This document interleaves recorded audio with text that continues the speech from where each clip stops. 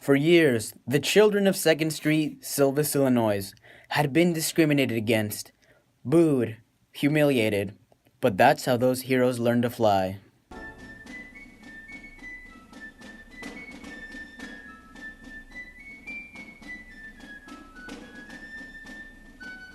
The people of 2nd Street took a stand during World War II by letting their children fight for the country that discriminated against them, many of which fought in some major battles like the Battle of Midway, the Battle of Antietam, and the Battle of Okinawa. Although they were separated by space, they were connected through culture, the Mexican culture. In a town not far from Chicago, Illinois, two brothers by the name of Frank and Joe risked their lives for their home, their country, and their way of living. Willie and Pete also risked their lives, but they had a different adventure, one in which they trained to fly, fight, and build.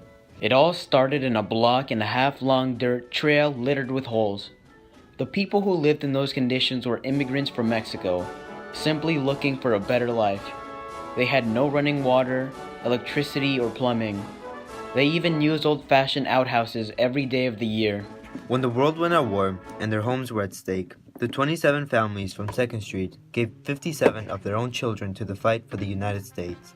In total, 8 died. Among them were the Sandoval brothers, along with their good friend Pete and 4 more. Willie first stepped into the ring when he was about 14, the first of the family to discover the invigorating appeal of Visconsi's gym. Soon he had his brother, Ruben, his best friend, Slugger, and Pete down at the gym with him. It wasn't long before it seemed that almost all the boys on 2nd Street eagerly awaited the school's bell ring so that they could race to the police station and put on the gloves again. Willie Sandoval was born in 1923 and served in the 504th Parachute Infantry, 82nd Airborne Division. He won several medals like the Airhead Campaign Netherlands, Orange Lanyard, and Honorable Service Lapel Button, European, African, and Middle Eastern Campaign with 3 campaign stars. On top of that, he was part of the very first Paratrooper Infantry and had a huge impact on the war. The training to become one was so intense that he had to run 9 miles every day to even pass. Pete, one of his friends, also had to do this training, but he was in a different platoon. His parents were Mr. and Mrs. Joseph and Carmen Sandoval. Unfortunately, Willie Sandoval had died climbing over a fence while attacking a wooded area held by the Germans in 1944. The squad leader said in his own words, the 3rd Platoon of 3rd Company made an attack on a wooden area held by the Germans. As they went over the fence and wood, Private Sandoval was dead. He was examined by a squad leader. He was reported as dead. One of the key factors in the war was the construction of a road from Burma, India to China. This road provided much of the needed supplies in China. In total, it was 1,079 miles long. Frank, Joe's younger brother, born 1919, served with the 209th Combat Engineer during the construction of the Burma Road. He won several awards such as the Purple Heart, Asiatic Pacific Victory Medal, and several stars. His parents were Mr. and Mrs. Eduviges and Angelina Sandoval. Frank was part of the 27th Engineer Platoon. His squad was tasked with the construction of that road. This was a very dangerous road, with the estimated death every mile of the road built due to constant attacks and because they had to go through enemy territory multiple times. On June 29, 1944, tangled in yet another firefight, Frank's luck ran out. At least, his chaplain wrote later, it was quick. His body was buried in India. As for Frank's older brother, Joe Sandoval, he served in the 41st Armored Infantry, which participated in major campaigns, a notable one being in the Battle of the Bulge, one of the last major German offensive campaigns in World War II.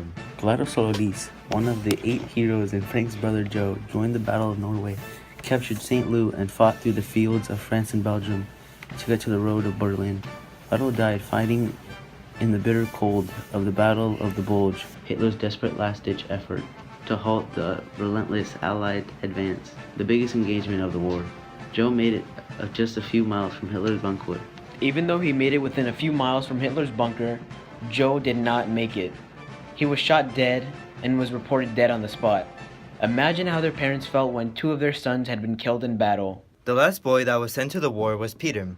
He had a similar duty as Willie, except he was an engineer. He served in the 139th Airborne Division instead of the 82nd, which Willie was part of. Peter's training ironically had nothing to do with what he actually did.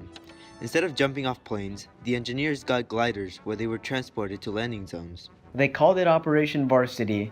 It involved nearly 22,000 men, including Peter, and more than 7,000 planes. The goal? To breach the Rhine and gain the foothold in Germany. For the final march toward Berlin, the engineers smoked, vomited, and looked out through the tiny portholes at the people waving at them from below. One of the waving men was Slugger.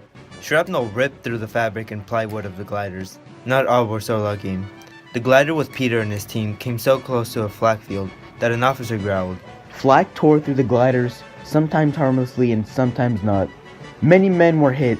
One glider, carrying a load of demolitions, was struck in midair and exploded. All personnel in the glider were lost. There were paratroopers that seemed to be hiding in trees, but in reality, they'd been murdered by the Germans.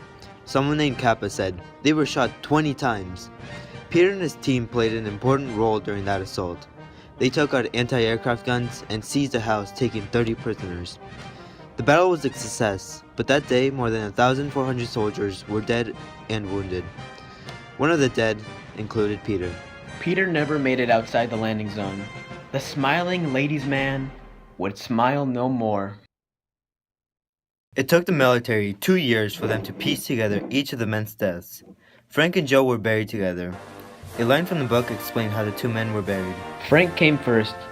The army removed his body in India, where he was buried, and shipped to Schroeder Mortuary up the street where he grew up in. It rained the day it arrived, and his sister Georgia watched the men track mud into the family home as they carried it inside. 2nd Street remained unpaved, just a dirt street that turned to mud, just as Clarice said. For the military, delivering the body, one of more than 170,000 shipped home after the war's end, was a matter of crisp efficiency and costs. The men were heroes back home, but it took the United States several years and a congressman before they received recognition. The little street in Silvis, Illinois was renamed Hero Street, USA, after the 8 fallen heroes.